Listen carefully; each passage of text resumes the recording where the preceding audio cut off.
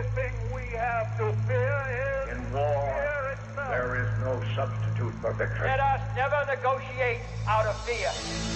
We stand undivided, forever united, fighting hand in hand for the liberty we've earned, for glory and honor, for our sons and daughters, ever mindful of the lessons we've learned. Let the torch of freedom burn.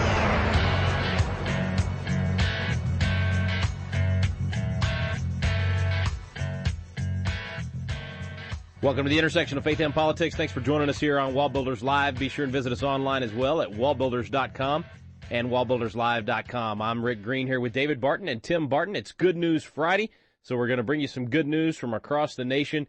And in fact, guys, we get a lot of folks love this Friday program because it kind of picks them up a little bit. And got a quick email I want to share with you guys from one of our listeners. Tom says, I've been receiving your emails for several years, heard of your program, but couldn't find it locally. I just figured out how to set it up on my cell phone to play your program, and I'm so blessed with it. I'm especially encouraged by your Good News Friday programs. I'm an attorney who went to law school in large part due to the inspiration of hearing David speak at a homeschool convention in the early 90s.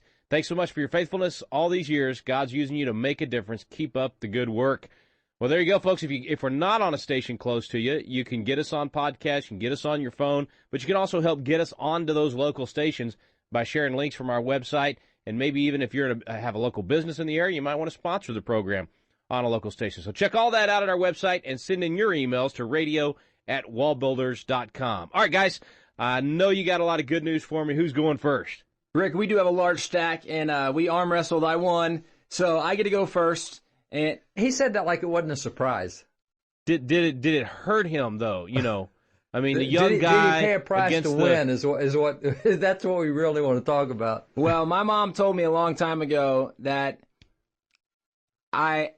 I could only wrestle with my dad as long as I didn't hurt him, and by the age I was able to hurt him, I should know better than to do that. But at this point, didn't work. It didn't work. At this point, I figured, no, I'm just going to go for it, and so I pulled it out anyway. Yeah, none of that I know matters. how tough your dad is. I know better than that. He starts. I know who not to mess with. That's right. Okay, going to Colorado. The governor of Colorado had a prayer proclamation, as many governors do. You go all the way back even to President of the United States, very first one, George Washington, had a presidential prayer proclamation. This is not a new thing in our nation. However, there are groups that are offended by the notion of someone praying. And again, we're not saying you have to pray with us, but if someone prays, they get offended, and they don't want anybody to pray ever. Well, the governor of Colorado had a prayer proclamation. The infamous group, Freedom from Religion Foundation, and when I say infamous, of course, we know that means more than famous. More okay, I'm quoting a movie, The Three Amigos. I know that I've dated myself a little bit, but my generation, we can appreciate The Three Amigos. The infamous group, Freedom from Religion Foundation, said, wait a second, you as a governor cannot have a religious faith. And so they took him to court over the fact that he had a prayer proclamation. Despite all the history. I mean, they somehow thought that would work to go after despite the him. Incredible precedent that's been set. And by the way, even in Colorado. Now, wait a minute. It is fairly shallow. There's only 350 years of this kind of history that's been going on all the way back to the Plymouth Plantation. I mean, there were 1,400. Let's see, there were 1,400 government-issued prayer proclamations by 1815. It's only a couple. Since then, we own several hundred more ourselves that we own. So I don't know, Tim. That's really shallow for a governor to think he might be able to get away with doing this. So this governor basically went into uncharted territory. Yeah, exactly. To have this prayer, because nobody's done this before, except everybody before him ever, just about. Well, the Freedom from Religion Foundation was very offended because you can't have faith in politics, and Alliance Defending Freedom. I don't have faith in politics, by the way. Well, that's a different twist on those words.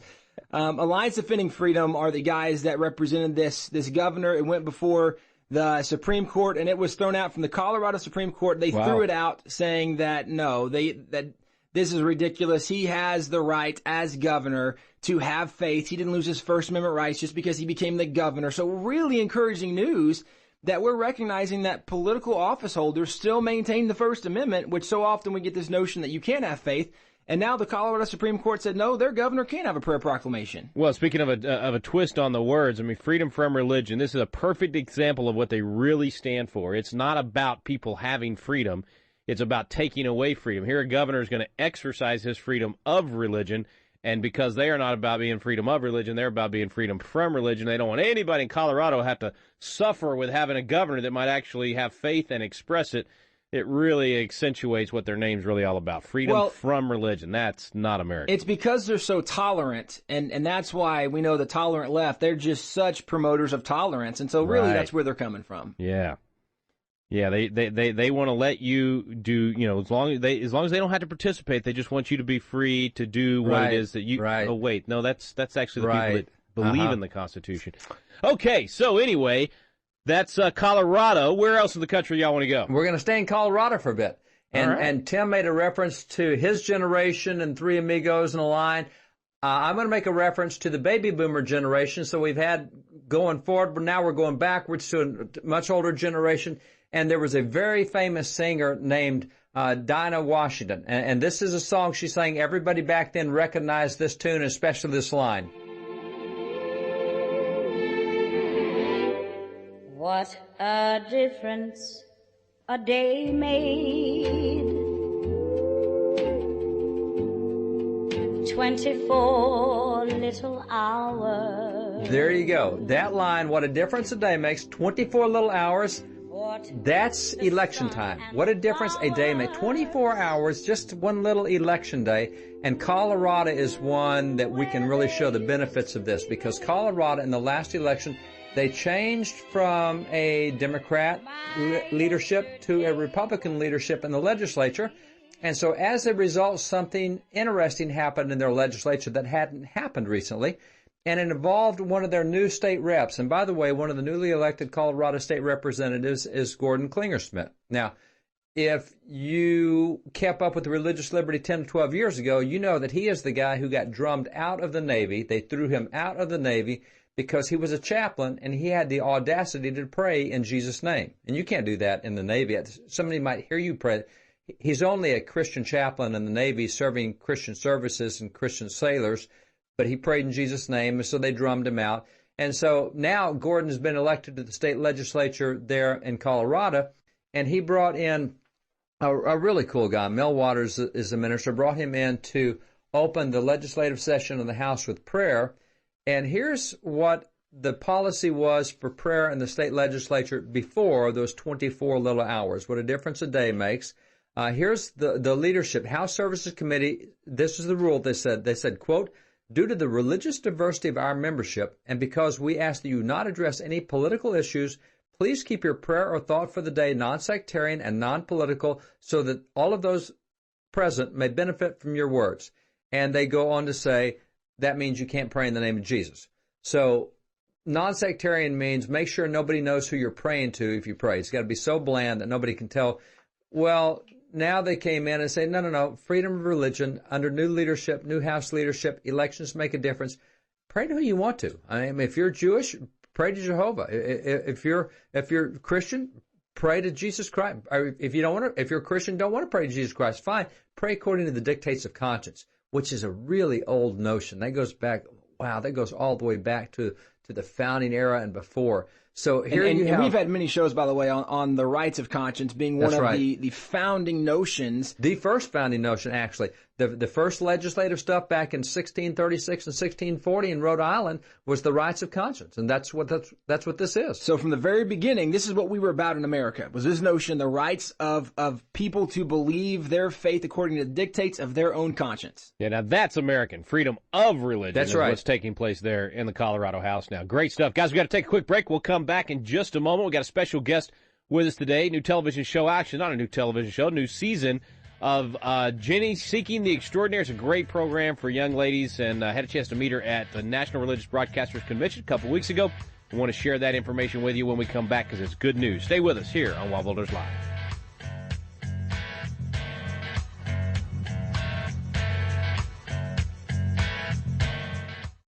This is David Barton with another moment from America's history. Around 1790, the infamous Thomas Paine wrote his Age of Reason, attacking religion and Christianity. Interestingly, one of the strongest defenders against Paine's attack was Benjamin Franklin. In fact, he stiffly rebuked Paine and told him, "He that spits in the wind spits in his own face." Do you imagine any good would be done by this attack against religion? Think how great a portion of mankind consists of youth who have need of the motives of religion to restrain them from vice, to support their virtue. I would advise you not to attempt unchaining the tiger, but to burn this piece before it is seen by any other person. If men are so wicked with religion, what would they be if without it? Benjamin Franklin believed that the practice of religion was one of the greatest assets of American society. For more information on God's hand in American history, contact WallBuilders at 1-800-8-REBUILD. Let the torch of freedom burn.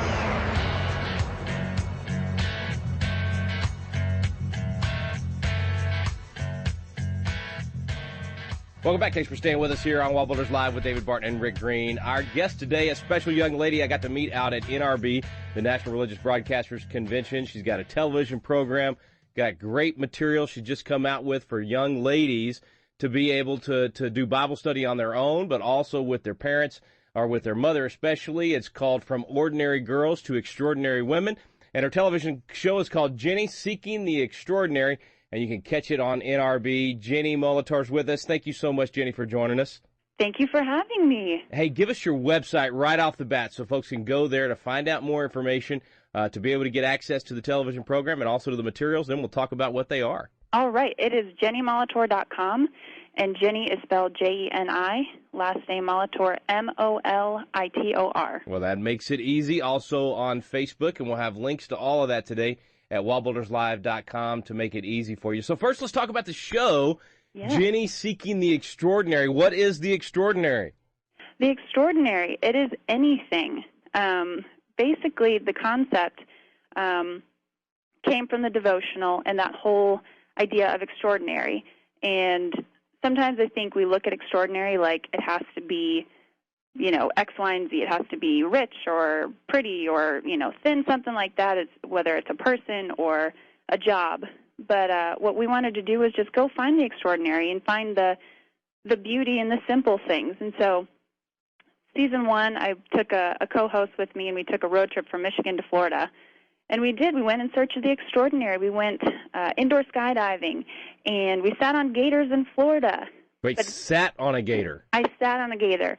Like, literally, it did not have tape on its mouth, so that was intense. It's extraordinary or insane? I'm trying to figure out which one. I'm not sure what was in your head that day. But I'm still trying to figure out if it was insane or extraordinary. So you actually do, so I would say crazy fun stuff in terms of extraordinary. Mm-hmm. But then you bring it back to a great biblical lesson in each show. We do, yeah. We have 12 topics, and it ranges from your purpose, identity, talents, and gifts.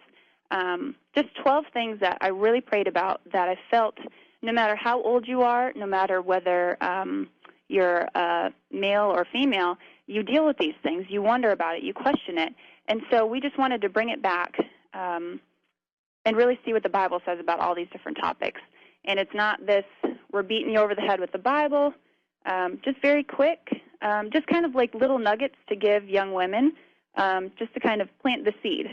Well, and it's conversational. It's, you know, I actually got on and watched some of the videos with my daughter, who's 14. It's perfect for a lot of those things that, like you said, we're all going through, but especially young ladies and at that age. I mean, you cover everything from purpose and identity, forgiveness, which is a big one in our family with 4 kids. So. You know, you hit these topics that they're actually going through, and you know, at your age, at 20, what are you, 25, 26, something like that? You've been through that, those struggles at that age where you're, you know, wondering what to do, who you are, all those things. So to make it fun and not just be, okay, you know, let's have a Bible study and figure out what this is, but hey, let's have fun. Let's go out there and look for the extraordinary, but then find God in it and the lessons for these girls. That's what I love about it. Good stuff. Good stuff. All right, so tell us where we can watch the show. You can watch the show here in the U.S. You can see it on the NRB network and Juice TV. And then if you are international, you can watch us in Australia, New Zealand, Indonesia, Sri Lanka, Russia, the UK, Canada, pretty much anywhere. And you can probably turn on the TV and find us. Wow, good stuff. All right, so now the NRB network on DirecTV and a lot of other stations, you can get that, I guess, at your website. There's links. Mm-hmm. Okay, and also on the Facebook page. All right, then let's talk about the study itself. I loved what I got to see with you there in terms of the study. It looked like it was really going to open up a lot of heart issues with mom and daughter, or you have one that's just, for ladies to do on their own, but I liked the mother-daughter thing. Tell me about it. Yeah, From Ordinary Girls to Extraordinary Women, 12-week devotional for young girls, kind of the tweens, teens age group. And really it's meant to give hope, encouragement, and motivation to these young women. And again, we talk about the topics, so your purpose and identity, talents and gifts, inner beauty, God's timing, all the things that you kind of deal with as a young woman. And really what we wanted to do through the mother-daughter devotional was open the lines of communication and really allow the mom and the daughter to be honest with one another, and for the mom to share what she's gone through, because she's gone through it. She's dealt with that whole, okay, what is my purpose, or who am I, and inner beauty, and kind of the changing of that whole concept through the years, And so our hope is that there comes a deeper respect for one another and a deeper relationship that comes out of it. And they do a teaching video. They watch the teaching video that I recorded talking about all those topics. And then from there, they go into a hands-on activity, so just kind of putting it into practice. And then we have a letter of encouragement written by an extraordinary woman. And extraordinary, what we went back and forth on, is not dependent on whether she's rich or she has a lot of titles behind her name. It's just a woman who has overcome challenges and is now doing amazing things for the kingdom. Deeper understanding, a deeper respect for each other. I can't imagine any moms out there that would want that with their daughter. I am, it was actually sitting down with my boys and going through books like this, father-son kind of books, where I finally was able to get to their heart and really understand those. That's why I got excited when I saw what you had, because, you were talking about the things that they're going through, and mom's been through all of that, but getting daughter to open up on those things with mom, or even mom knowing how to start those conversations is tough. It is tough, and that's what we're hoping to do, where maybe they get off topic a little bit, but it's kind of the conversation starter. Yeah. And I think that's what's so important, is whether it's a father and a daughter or a mom and a daughter, but you just have to get talking. Yeah, and if you don't have a tool like this and you're just trying to do it, over breakfast or whatever, it's really, really tough. That's what I liked about with my boys doing it with books is, it opened up the conversation, and then you got to go that direction. So I got real excited when I saw what you got. I'm excited about what it's going to do in the lives of a lot of families out there. I want to encourage them to check that out at your website and get those conversations going. What's the age target, you would say, for the books and the devotionals? I would say 12 to 18. But I would say some of the letters, these women have been through a lot of hardships. And so use caution when if they're on the younger side. But I'd say anywhere in between there, they're gonna learn some great stuff. Good stuff, fantastic, Jeni. God bless you. Keep up the great work. Look forward to having you back again soon, and look forward to a lot of our listeners enjoying these materials and enjoying the show as well.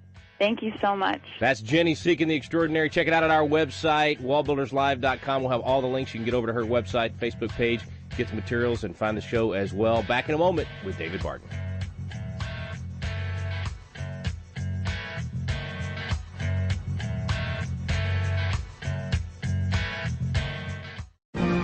Have you noticed the vacuum of leadership in America? We're looking around for leaders of principle to step up, and too often, no one is there. God is raising up a generation of young leaders with a passion for impacting the world around them. They're crying out for the mentorship and leadership training they need. Patriot Academy was created to meet that need. Patriot Academy graduates now serve in state capitals around America, in the halls of Congress, in business, in the film industry, in the pulpit, and every area of the culture. They're leading effectively and impacting the world around them. Patriot Academy is now expanding across the nation, and now's your chance to experience this life-changing week that trains champions to change the world. Visit patriotacademy.com for dates and locations. Our core program is still for young leaders 16 to 25 years old, but we also now have a citizen track for adults. So visit the website today to learn more. Help us fill the void of leadership in America. Join us in training champions to change the world at patriotacademy.com. Let the torch of freedom burn.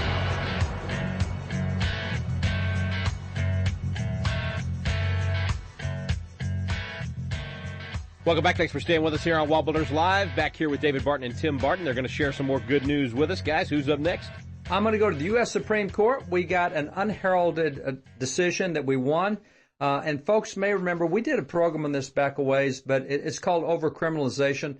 And the tendency is that the Justice Department and others, they have gotten this pattern of throwing the book at you when the book doesn't need to be thrown at you. And so we looked at a number of things where there was a Supreme Court case last year where a woman got really upset at her husband's lover and went on Amazon and bought some chemicals. Well, they prosecuted her under an International Chemical Weapons Treaty. She bought it off Amazon. That's over-criminalization, over-prosecution. And what happens is when the government comes at you with all of their attorneys who are lifetime attorneys who get paid not by the hour, but they get paid whether it takes them 10 years to do a job or 2 days, it's really hard for most citizens to deal with that. And so we had a case this year that came out of Florida, and that case in Florida dealt with a fisherman who they accused him of taking undersized fish. And those undersized fish, when they recounted it a couple days later, they said there was 3 undersized fish less, and they accused him of throwing it back. So they charged him not the $500 fine that goes with that, not the fine and even a temporary suspension of his fishing license. They charged him under Sarbanes-Oxley, and that was the bill that was passed after Enron to prevent you from destroying documents. So they charged him. They said, you got 3 fish less than you should have had. You must have thrown them back. We're charging you under Sarbanes-Oxley. 20 years in jail he was looking at. 20 years in jail for a fishing violation. That's over-criminalization. The U.S. Supreme Court came down on our side on this and said, no. Sarbanes-Oxley was not designed to be in the fishing industry. That was for a whole different kind of stuff. So that's good news, and that the Supreme Court has come down, at least for right now, on the side of reason and logic. Well, do you think Sarbanes-Oxley could apply to, let's say, a Secretary of State deleting 55,000 emails, or is that different? No, because the Justice Department has to do it. And I don't think the Justice Department is coming and they after said she her. was fine. That's right. That's right. And, they've all agreed. Because that's just government documents. That's just that's just dealing with major national issues. No big deal. All right, well, at least it turned out the right way. It's a shame he had to go through the whole process and the prosecution and the cost, but at least the court got it right this time. Tim, what's next for us? I have an article that came out in the Washington Times, and it's about gun control, gun rights, all kinds of things guns related. And it's interesting that 52% of Americans said Second Amendment rights are more important than gun control. And we've talked about this so much with the growing sentiment of gun rights, where people believe that Second Amendment is actually what the Second Amendment was intended to be, that we are, as Americans, individuals, are unable to own, possess, even carry firearms. And so 52% of Americans said that they believed gun control was not as important as the Second Amendment, as much as that's been promoted. What's interesting, though, is that in this article, it talks about Pew found that 54% of blacks now say firearms protect people from being victims of crime, compared to 41% who say they're a public safety risk. So even in the black community, you have an increasing number of people, and now the majority of the people that were surveyed said, no, I think guns are a good deal because they help protect us from crime. What was really interesting in kind of the final section of this, the last paragraph, it says, while Democrats still generally back gun control, just 28% support gun rights in Democrats. Wow. So the majority of Americans support gun rights, but only 28% of Democrats do. They think gun control is more important than the Second Amendment and gun rights. Wow. What an interesting profile. But, it's interesting because people who are really close to the violence, and the violence tends to be much higher in black neighborhoods than others, and that's not a racial comment. That's just the way it is. I mean, right now, as Bill Cosby and others point out, the last stats I saw was a black man is many times more likely to be killed by another black man than by a white man, an Asian man, a Hispanic man. Statistically, that's correct. And Ben Carson points that out. A lot of guys point that out. It's just statistics. That's what it is. And so for those who are the closest to it to say, hey, it's really clear to us, and even though they would be loyal Democrats, about 93, 95% voting Democrat out of the black community, they are definitely out of step with the Democrat Party on this and very much in step with the Constitution and Bill of Rights. That's good news. The more people for the Constitution and the Bill of Rights, the better. All right, guys, we got about a minute left here. What other good news do we have? I'm going to go to the Sixth Circuit Court of Appeals. If you remember about, 6 years ago now, Obamacare, we had the vote for Obamacare, and one of the big dramas in that thing was how to make it pro-life or how to make sure it did not fund taxpayer-funded abortions. And so you had the Stupak and all the stuff that went through, and they finally did not pass the amendment. And they were warned time and time again that if you don't have explicit language in this excluding abortion, that it will fund abortion. So the Affordable Care Act, as we've seen over the last several years, definitely, absolutely, unequivocally does fund abortion. And the Susan B. Anthony group, which is a pro-life group, ran ads about one of the congressmen, Steve Dryhouse, who voted for this, and they said his vote for Obamacare was a vote for taxpayer-funded abortion, which it was. He took them to court for having said that, and the court said no, they got it right. The truth is the defense against anything, and they have the right to say that your vote was that because that's what Obamacare is. So the court comes out, upholds the pro-life group for being able to say that a guy who voted against a pro-life measure actually voted against a pro-life measure. But that's good news. And voted for a very pro-abortion, government-funded abortion bill, that being Obamacare. Well, thanks, guys, for the good news today. Thank you for listening. Be sure and visit our websites today at wallbuilders.com and wallbuilderslive.com. You've been listening to WallBuilders Live. We stand under